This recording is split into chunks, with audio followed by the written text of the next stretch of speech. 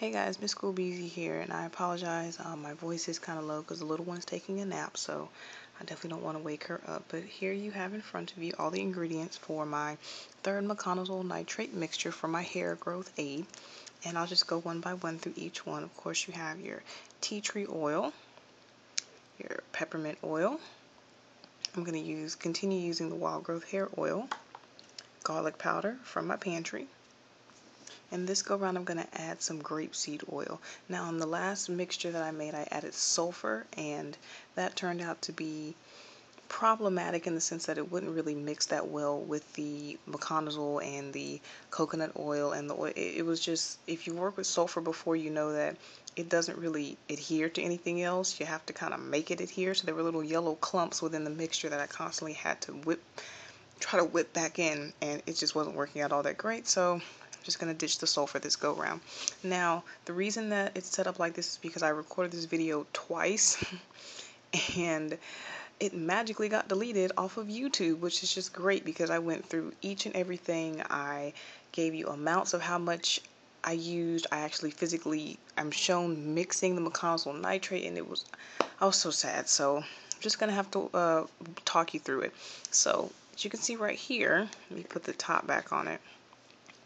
This is castor oil, as you can see, and it's the 7.5 ounce bucket.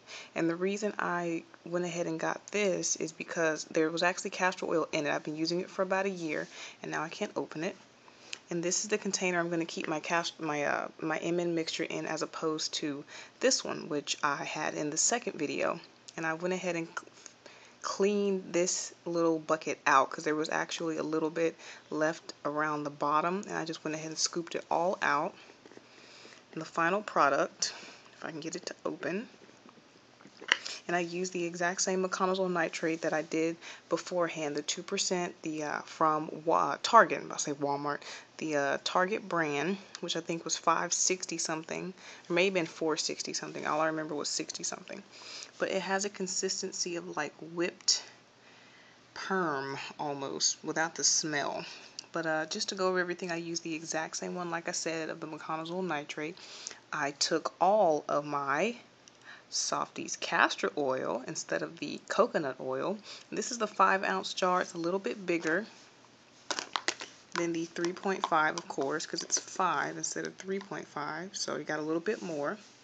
And I, as you can tell, scooped every little bit that I could out and dumped it in here, whipped it up just to get it a little loose, and then I added all of 1/2 of a sprinkle of my garlic powder, because garlic powder can be quite grainy at times, and I don't want grains floating through my scalp and possibly cutting the shafts of the hair, and it's like getting sand in your hair. So I put very little, about 15 drops, or a good squirt of the tea tree oil, 15, 16, I think maybe 17 drops got in there of the peppermint oil. Same thing with the wild growth hair oil, as well as the grape seed oil. And I don't have any fancy mixers or anything like that, so I just use the end of my rat tail comb, whip, whip, whip, whip, whip, whip, whip, whip, whip, and it was good to go. And that's the texture, just like the last time. Very pliable, kind of like a leave-in conditioner type, a little bit thicker leave-in conditioner type texture. I'm trying to get it all back in there. But yeah, that's going to be my third mixture, and once again I have to apologize how the video was shot. I usually do this in my bathroom, which I did, and I'm very, very mad that I spent all that time setting up my camera and having everything laid out only to upload it and then it just disappeared, which is a little saddening. But yep, that's what I used this go around, Miconazole nitrate mixture number 3, and I will hopefully in the next 2 or so weeks be taking down the twist that I have. I might not make it to my 2-month mark. I might just have to do a 6-week mark and take them down and see exactly how much growth I have from this at-home mixture. So keeping it in the castor oil bucket, and it's actually it filled up, so I might have to keep tabs because I'll open this up and think it's castor oil just by the label. But yeah, I might go back to the coconut oil next go around, but I just wanted to see what the castor oil would do, and it was on sale, so but I'm definitely going to use the grapeseed oil aside from the mixture. Definitely going to use that in my actual scalp by itself, and keeping with the wild growth hair oil. I love the peppermint oil. Tea tree oil is great, and garlic tastes great on meat. So that's it. Thanks for watching, guys, and comment, rate, subscribe. If you made your own mixtures, let me know what you put in yours and if it's worked for you. Thanks.